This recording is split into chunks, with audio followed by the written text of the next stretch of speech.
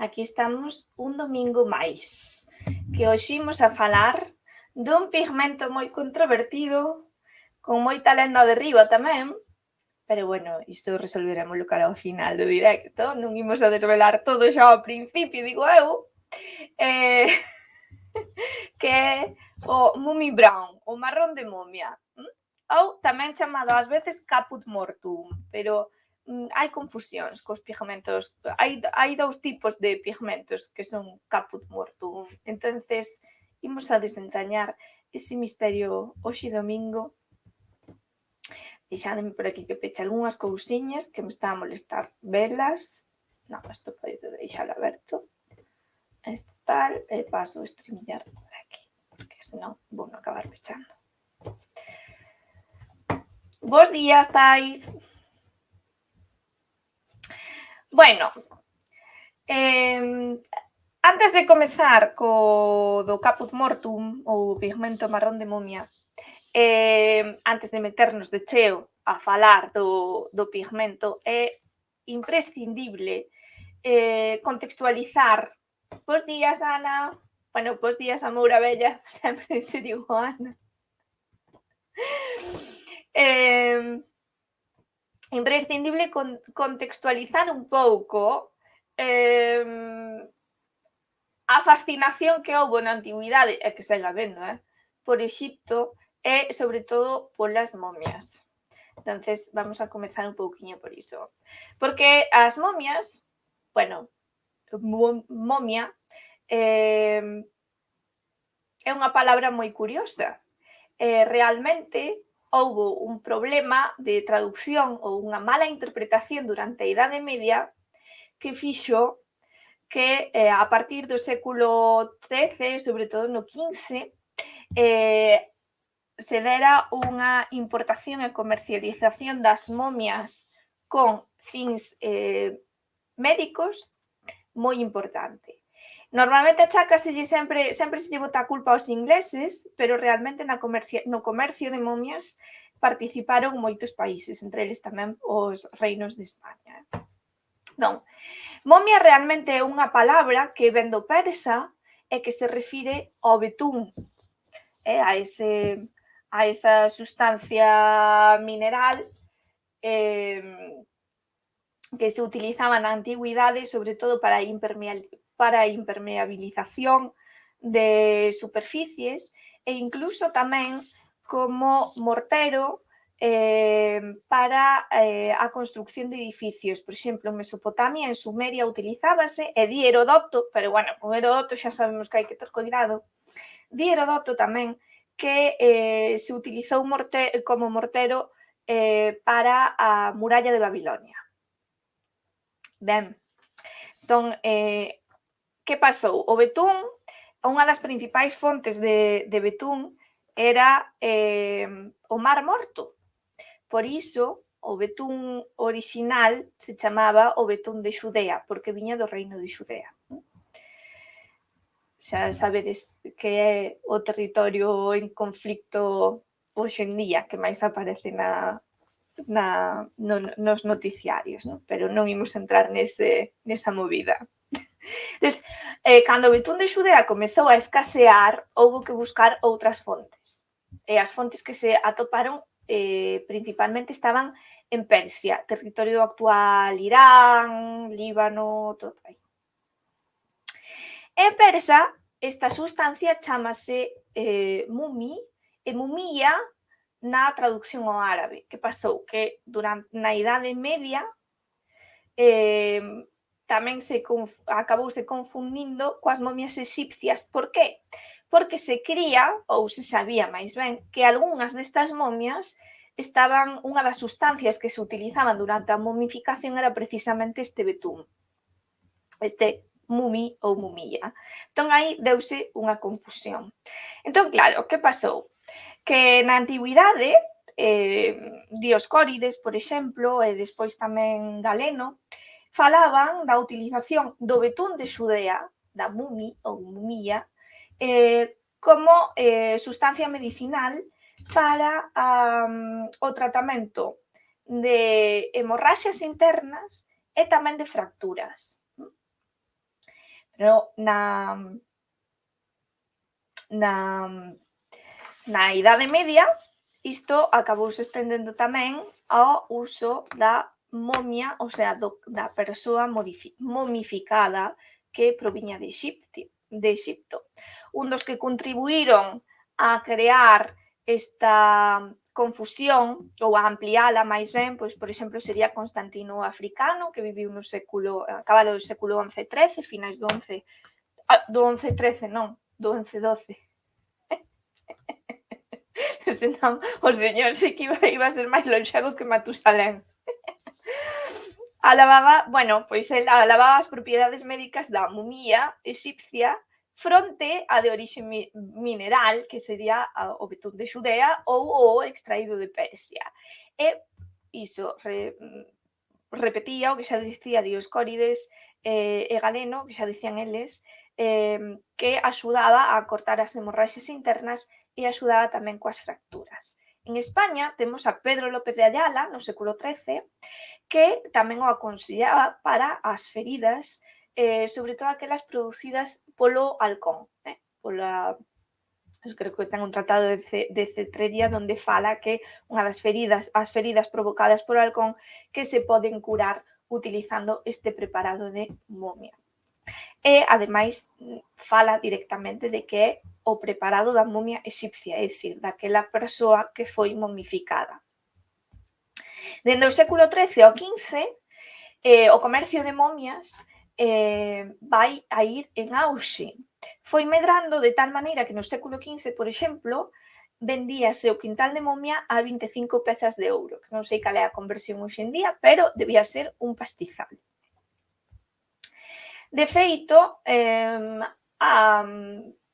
o asaltar tumbas e a comercialización tanto de antigüedades exipcias como de cadáveres momificados xa era un problema en Exipto daquela época, non? E hai resolucións tamén e condeas destes ladróns de tumbas no país exipcio.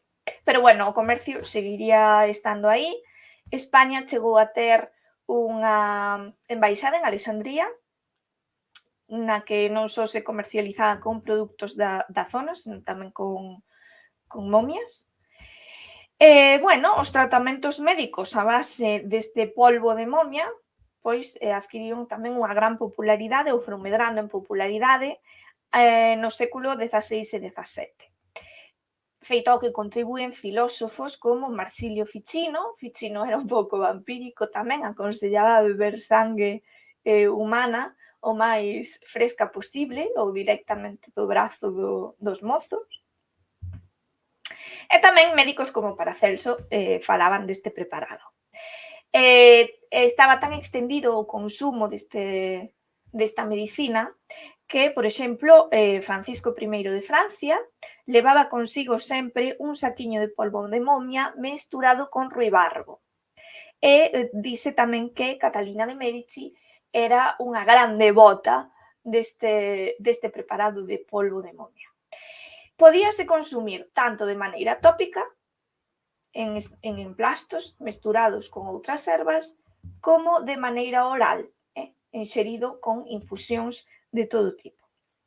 No século XVI, por exemplo, hai un testimonio dun tal John Sanderson, están os seus diarios de viaxe disponibles de Public Domain Archive, que sabedes que ten moitos libros digitalizados, o que pasa que está en inglés, claro.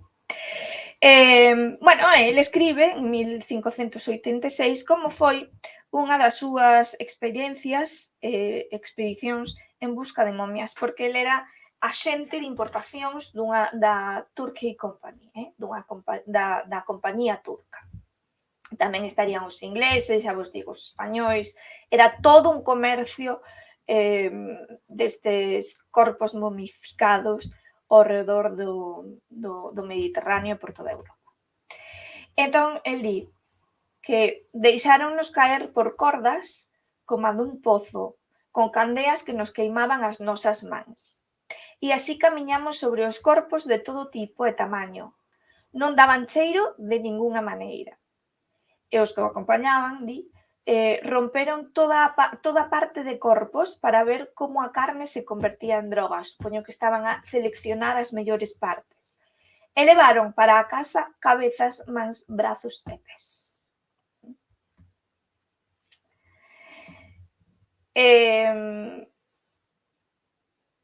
Bueno, despois había discusións de que cales eran as mellores partes, non? Como se ve aquí no que escribe Sanderson. En torno a este comercio de momias, pois tamén se deu un fenómeno ditais diaños.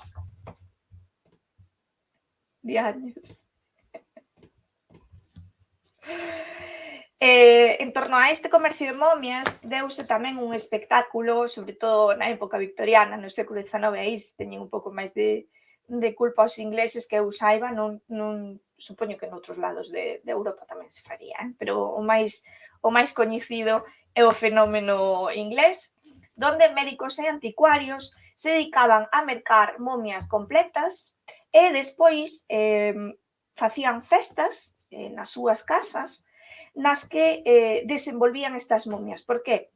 Porque, non sei se sabedes, supoño que sí, pero non está de máis recordalo, entre as vendaxes das momias, o sea, a envoltura da momia era todo un ritual no Antigo Exipto.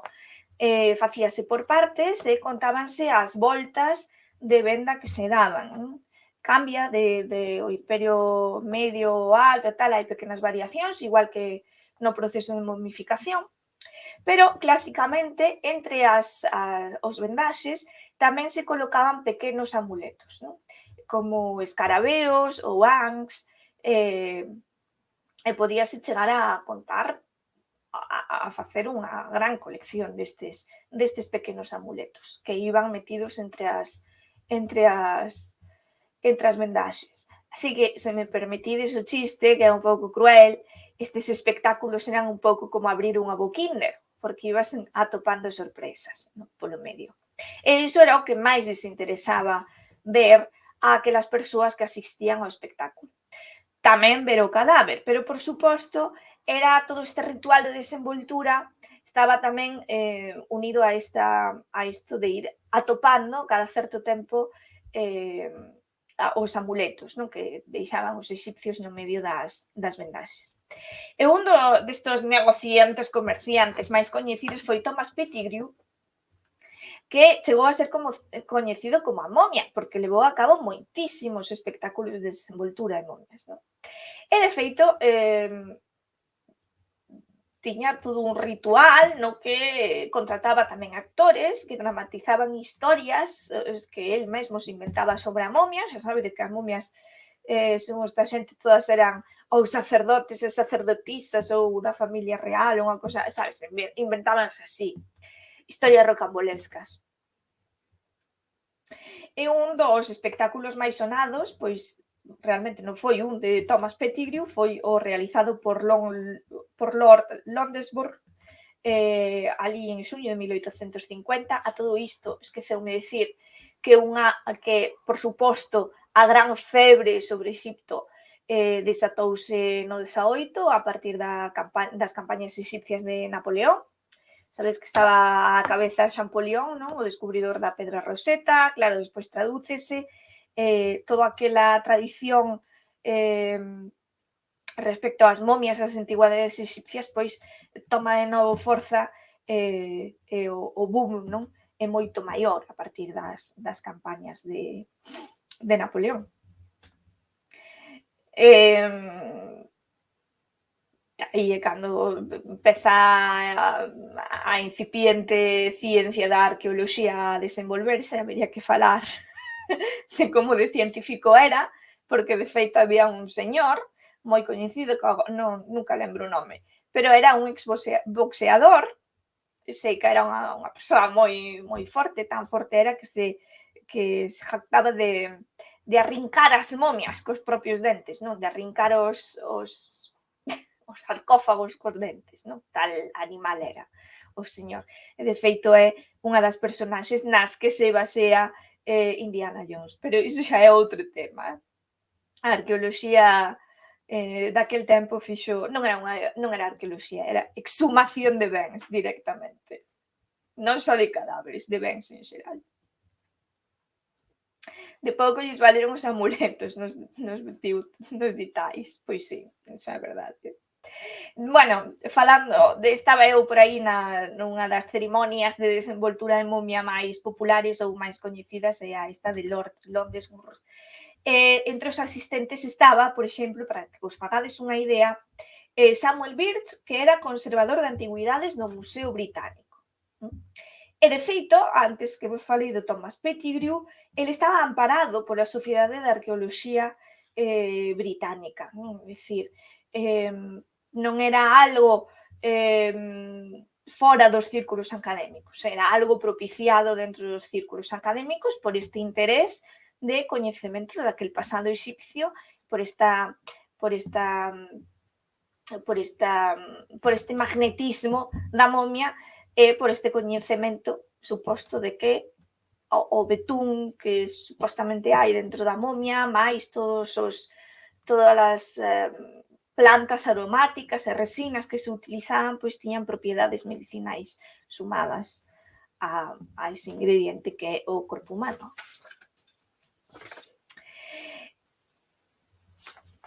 Moi ben, poñome aquí a falar, pero non vos pasei as imaxes. Vedes que esta é unha foto moi clásica dunha rúa do Cairo no que se vendían momias así, tal cual, que como quen vai vender cestos, pois ibas vender momias. Que pasou? Que chegaron a escasear, obviamente, a demanda era moito máis alta que a oferta. Entonces, non se iban quedar sen cobrar, non é, David, como había demanda, pois houbo que atender esa demanda. Polo visto, cara a finais do XIX e principios do século XX, moitas destas momias non eran momias antigas, senón que había realmente asaltadores de cemiterios que roubaban cadáveres frescos para sometelos a un proceso moi rápido de momificación. Non dise, non sei se é parte de lendas, supoño que tamén haberá estudos que agora que o poidan certificar, que desenvolveron, o sea, chegaron a ser moi destros nesta arte da momificación rápida para a venta de momias. É un dos problemas que hai hoxe en día tamén nas áreas de conservación de arte de Exipto nos museos. Hai moitas momias que en realidade son falsificacións, pero tampouco apetece moito dicilo para non perder visitantes, nin desmentilo, non? Xógase un pouco con esa lenda. E outras, bueno, pois que non se sabe de onde foron extraídas tampouco, e perdeuse todo o rastro da súa procedencia. Pero sí que houbo un comercio fraudulento de momias realmente modernas, non? Ao que o Estado de Exipto tivo que facerlles fronte.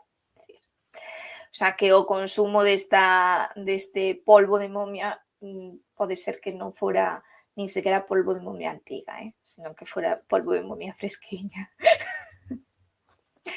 Pouco nos pasa, sinceramente pouco nos pasa. Entón, bueno, aquí vedes que o polvo de momia vendíase en farmacias. Isto é importante, polo que despois falaremos cando falemos do pigmento. Quedadevos con iso. Aquí tedes un retrato de, unha cerimonia de desenvoltura de momia, como podedes ver, pois hai uns cabaleiros ali que están todos científicamente entusiasmados con esa momia. Están tamén señoras contemplando. Esta levaus a cabo en Exipto, porque foi ali onde se comezaban, donde originalmente se facían, non? Despois importouse ese modelo a Inglaterra para todas aquelas persoas que non podían visitar Exipto. E aquí tedes unha foto donde podedes ver claramente, bueno, pois un retrato de grupo moi Rembrandt desta cerimonia. E isto é o pigmento polvo de momia cando se vendía en frascos. Sabes que a finales do século XIX, xa o contamos outro día,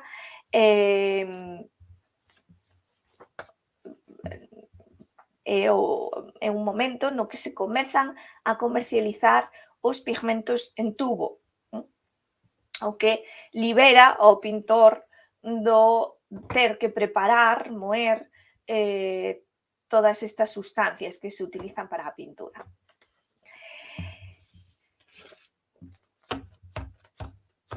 Que pasa? Que, como vos decía, como se dixo tamén, creo que no primeiro programa de Simbolicor, que sempre estamos recordando vellos tempos, os farmacéuticos ou os pintores nun tempo formaban parte do mesmo gremio, porque utilizaban pois sustancias químicas e utilizaban como medio tamén a alquimia, é dicir, queimar sustancias e extraer outras e derivados a partir de procesos químicos. Por lo tanto, é probable que foran os mesmos farmacéuticos os que comezaron a vender este pó de momia, porque xa que o tiñan a disposición nas súas farmacias, e ali tamén iban os pintores a mercar certas sustancias, pois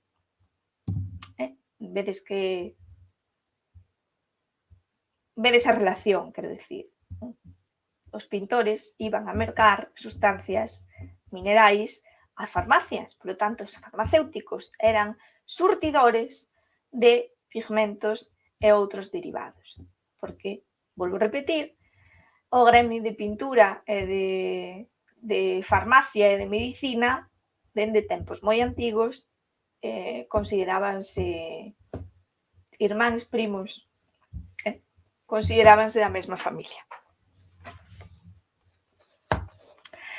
Este pigmento de momia, sabedes que aí pon bituminous, é dicir, en referencia ao bituminous pigment from mummies embalming with asphalt, é dicir, pigmento bituminoso procedente de momias embalsamadas con asfalto.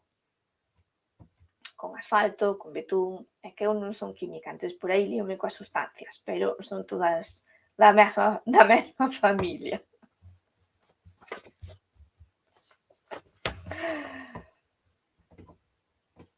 Este pigmento tamén se coñece como caput mortuum. E aquí ven o interesante.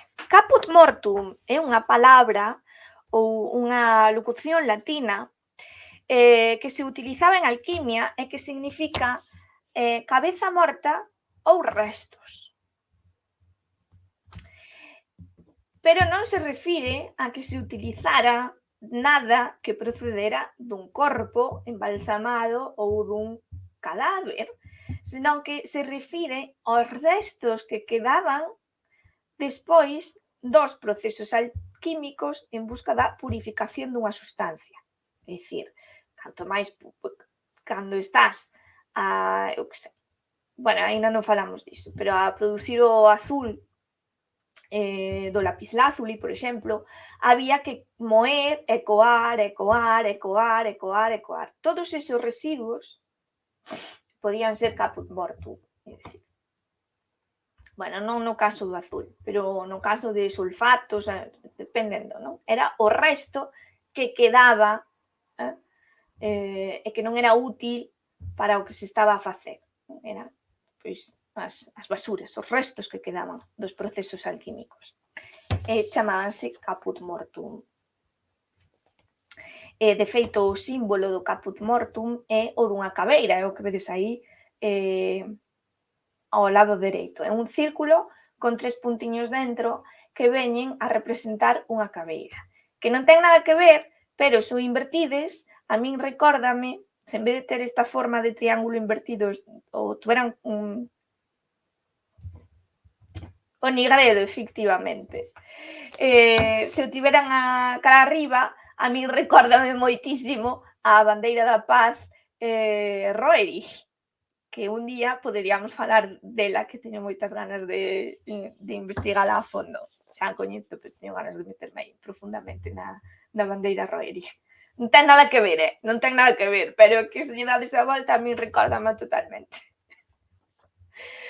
Bueno, des caput mortuum tamén se lle chamaba a un pigmento que se facía con hematite. O hematite vedes a imaxe á esquerda, o hematite en bruto e o hematite pulido.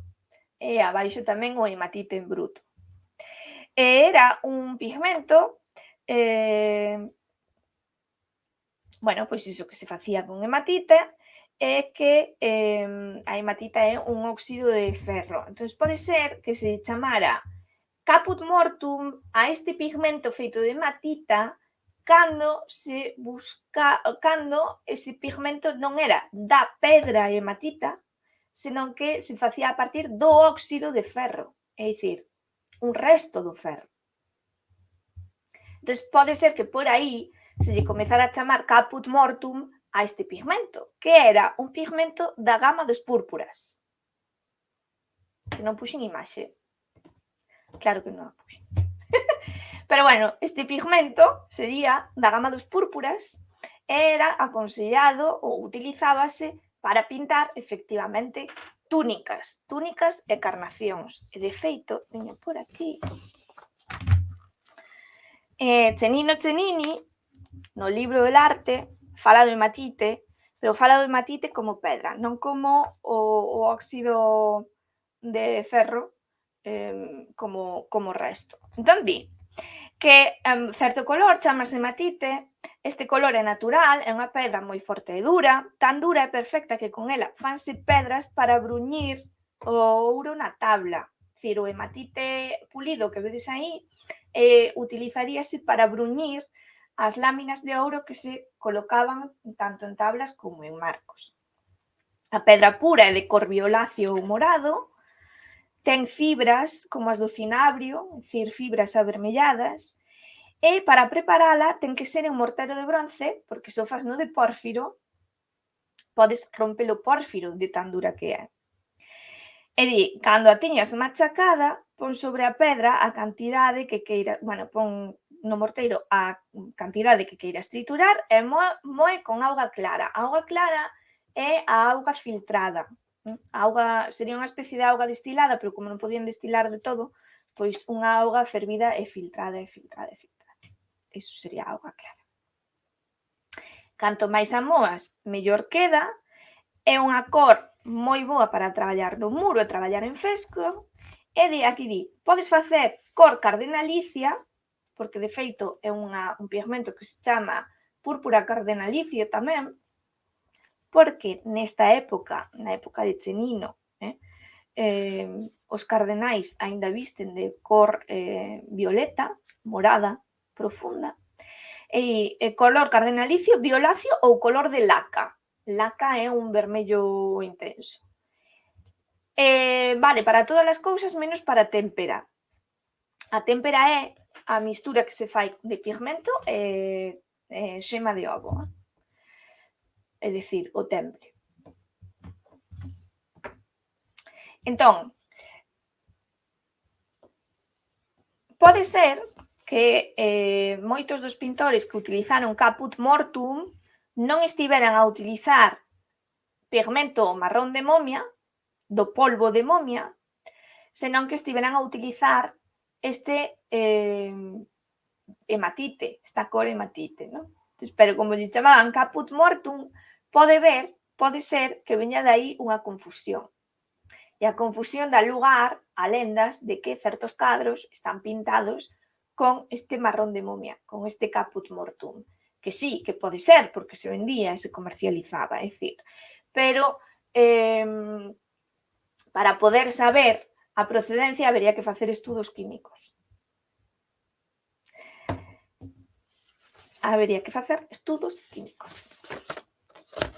Entón, o señor que estades a ver agora en pantalla é un señor que naceu no 1753, morreu no 1839, para que vos fagades unha idea do rango de datas que estamos a manexar.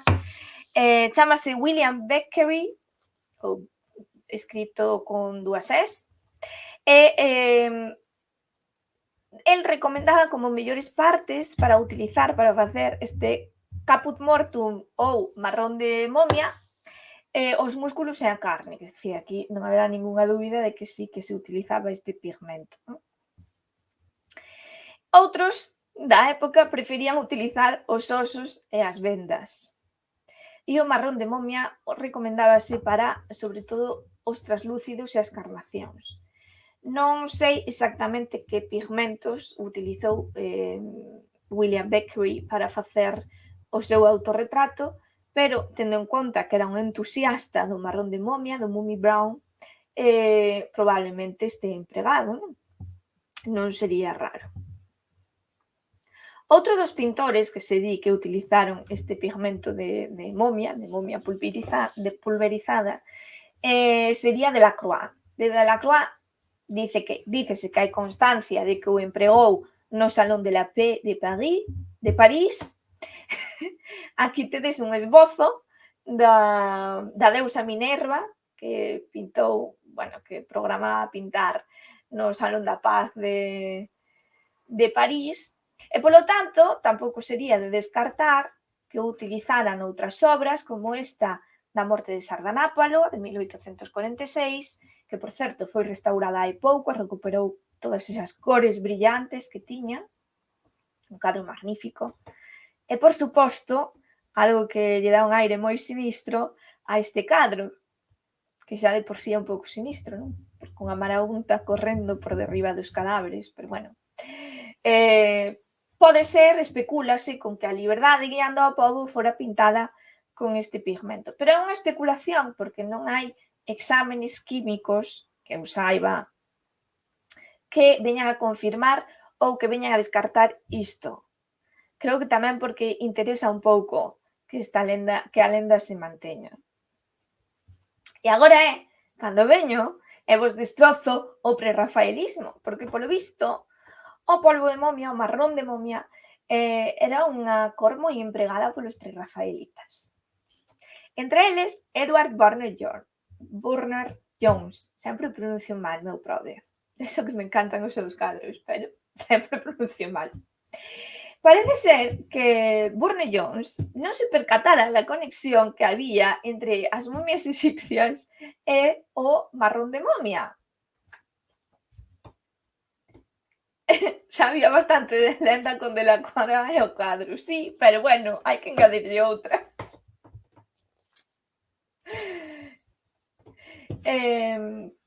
Bueno, polo visto, el non se percatara desa relación sinistra entre o marrón de momia e as momias exipcias, ata que nunha comida un domingo de 1881, falando con un amigo que non sei se pasara por algunha farmacia ou vira como se preparaba ou non sei que historia, pois saiu o tema, non?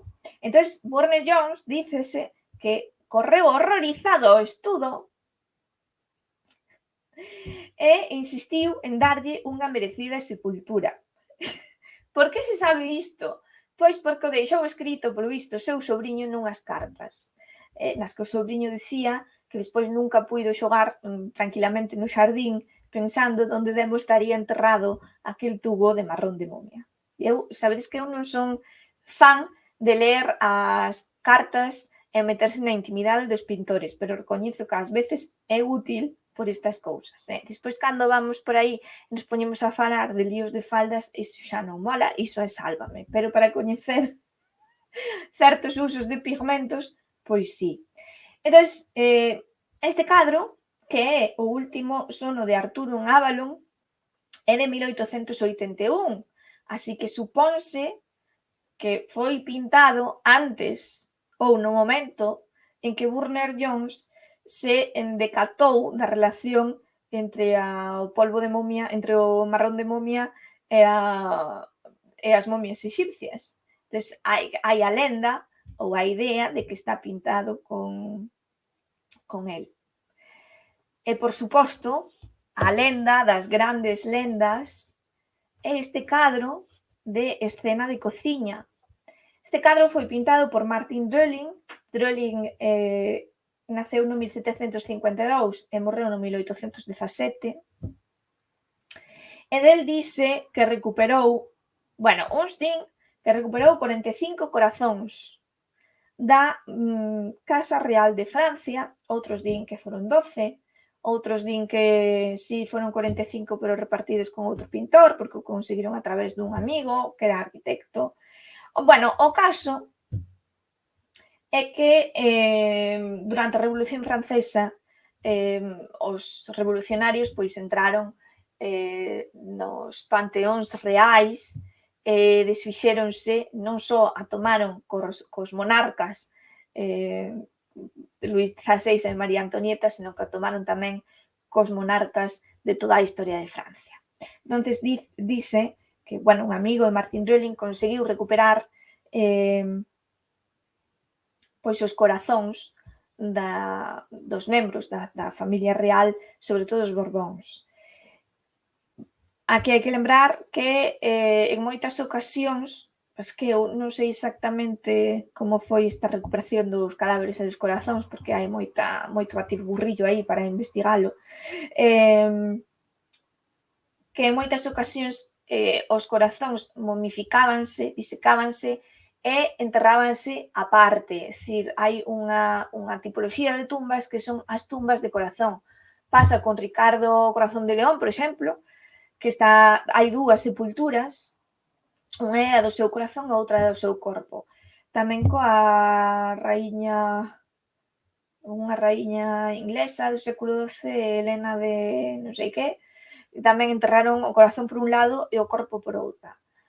E moitas veces quedaba iso disposto xa nos testamentos dos monarcas, que querían unha tumba de corazón en tal sitio e o seu corpo noutro. Leonor de Aquitania, creo que tamén non quero mentir, entón non me vou meter aí.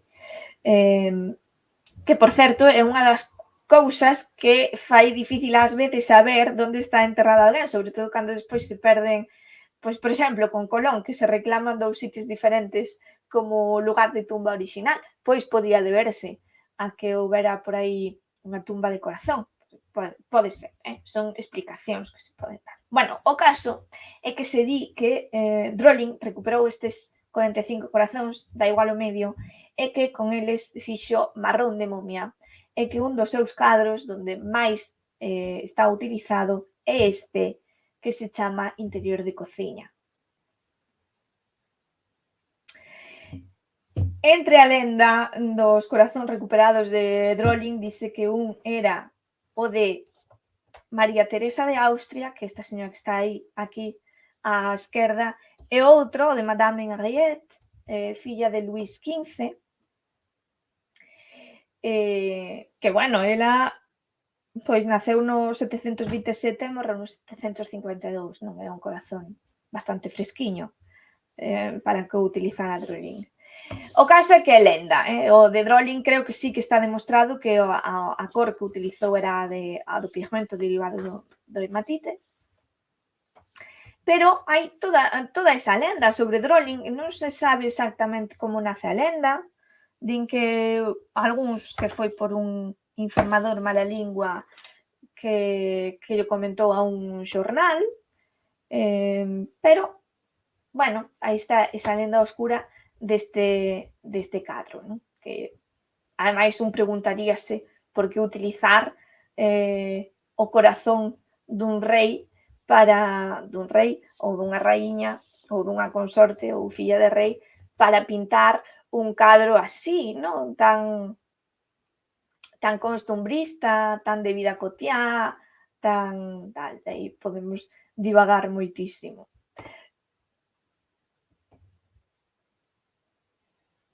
Por outro lado, pois tamén pode ser castigo merecido para os Borbóns, non? En plan de, pois agora pasas a eternidade aquí metido dentro deste cadro. Ti que nunca te preocupaches polos que malo pasaban, agora castigado aí dentro. Non, esta é unha idea así, tola miña, non? Pero hai esa sombra sinistra sobre os cadros de Dröling. E, bueno, pois ata aquí o directo. Hoxe non tardei media hora, tardei 3 cuartos, non está mal.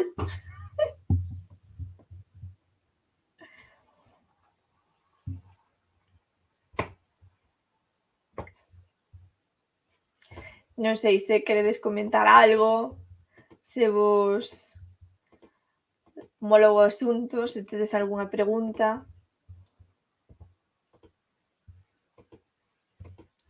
se vos destrocei o prerrafaelitismo.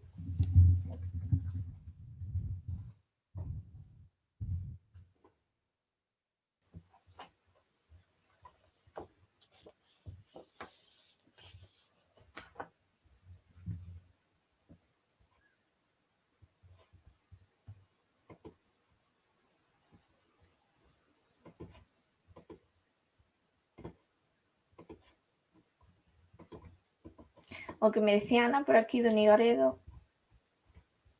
é talmente caput mortum ou... É que é algo lindo o Nigredo, sinceramente, pero non cheguei a todo.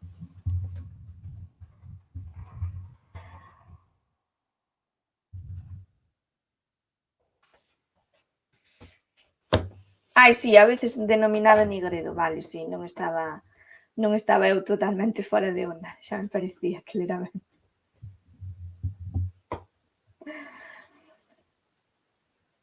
A verdade é que o das momias, como inxerir o polvo de momia, pouco nos pasa, pouco nos pasa, poucas epidemias nos caeron de riba.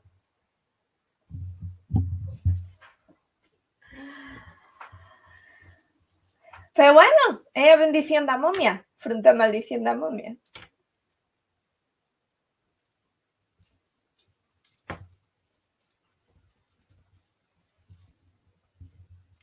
E se non, pois, sen máis, espero que vos gustara e podemos ir despedindo o directo.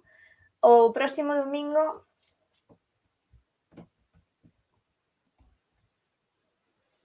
perdeche a conexión. É que Twitch, de verdad, como nos fastidia. Bueno, pois xa sabes que podes ver en YouTube, non pasa nada. O meu divertido é o chat, pero como non teño... A ver, para facer directos en YouTube tería que ter 1000 seguidores. Como non teño 1000 seguidores non podo facelo en YouTube. Podería facer os directos en Facebook, que non sei se se corta menos. En Facebook sí que se pode facer. A verdade é que nunca non me decatara. Porque, bueno, tamén, Fran ofreceume facelo desde o seu StreamYard para poder transmitir en todas as plataformas á vez, pero non sei eu se aceptar ou non. Estamos a contar moita intimidade.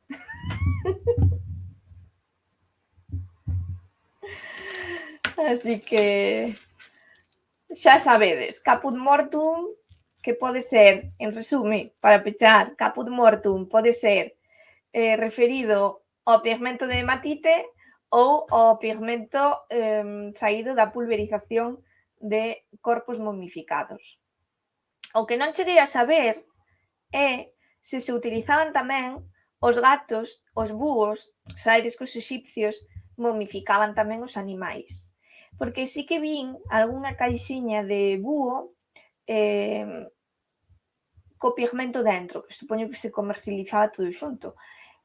Así que non sei se chegaron a utilizar tamén os de animais. A verdade é que hai pouco escrito sobre... Menciónase o pigmento, pero non hai como moito estudo químico do seu uso. Creo que porque está guai a lenda, non? Está guai esta aura sombría de que agora, a partir de agora, cando vexades un cadro dende o século XVII ata principios do século XIX, preguntarédesvos se os marróns que aparecen están pintados con polvo de momia triturado. Cousa que tamén é un pouco decepcionante porque non hai ningunha... Eu non vin ningunha idea simbólica máxica no uso deste pigmento. Non, é só o macabro polo macabro. Era un pigmento que conseguían os marróns moi brillantes e moi translúcidos, entonces moláballes moito. Que non sei, é que eu aí xa me estou a imaginar.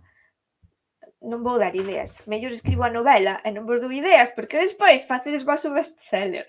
Era aí molaría que houbera alguén que o utilizara con intención místico-máxica. Non direi máis. Porque senón aínda, non sei como non se lle ocurriu a Ari Aster. Supoño que algún día se lle ocurrirá, porque vai moi nesa liña a Ari Aster. Ari Aster é o de Midsommar, é o de Hereditary. Entonces, por iso digo que vai así nesa liña. Así que, bueno, sen máis, metovos a musiquiña de saída, espero que vos gustara, e o domingo que ven non sei se vou a facer directo, porque o martes temos especial Noite de Ánimas na Lobeira. Non sei como vai sair eso, non sei que imos facer. Teredes que velo, é sorpresa. Entón, se o martes teño directo e o xoves me animo tamén e o domingo vades vos aturar de min. Vades aburrirvos de aturarme e tampouco é plan. Entón, non o sei. Igual non fago e o seguinte, a ver, espera. Igual o 5 de novembro non fago e despois retomamos o 12. E o 12 podemos facelo, como vou ter un pouco máis, non vou ter máis tempo. Podemos facelo xa de azuis, que é un tema enorme. O que vos apeteza. Xa me ides dicindo, vale? Meto vos a musiquiña. Chao!